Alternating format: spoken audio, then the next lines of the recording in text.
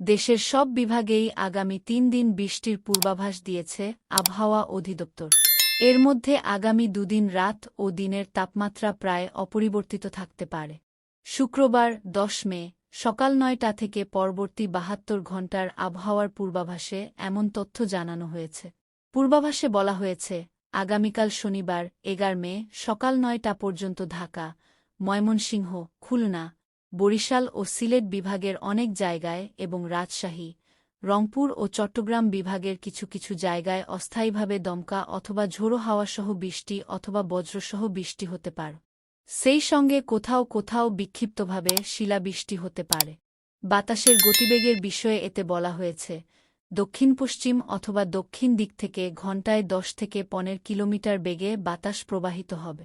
ইয়া অস্থায়ীভাবে দমকা হাওয়া ৩০ থেকে ৪০ কিলোমিটার পর্যন্ত বৃদ্ধি পেতে পারে। এই অবস্থায় আজ সকাল ৯টা থেকে পরবর্তী ২৪ ঘণ্টায় সারা দেশে দিন এবং রাতের তাপমাত্রা প্রায় অপরিবর্তিত থাকতে পারে।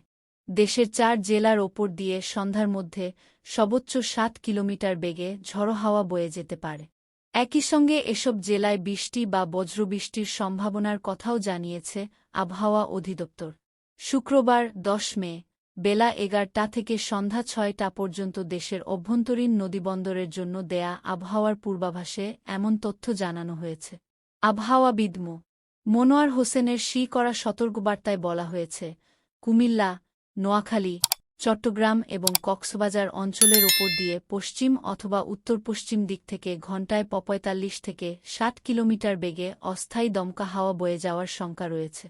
সেই সঙ্গে বৃষ্টি বা বজ্রসহ বৃষ্টি হতে পারে।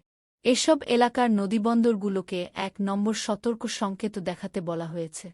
এদিকে শুক্রবার সকাল ৯টা থেকে পরবর্তী ২৪ ঘণ্টার আবহাওয়ার পূর্বাভাসে বলা হয়েছে, ঢাকা, ময়মনসিংহ, খুলনা, বরিশাল ও সিলেট বিভাগের অনেক জায়গায় এবং রাজশাহী, রংপুর ও চট্টগ্রাম বিভাগের কিছু কিছু জায়গায় অস্থায়ীভাবে দমকা ও ঝোড়ো হাওয়াসহ বৃষ্টি বা বজ্রসহ বৃষ্টি হতে পারে।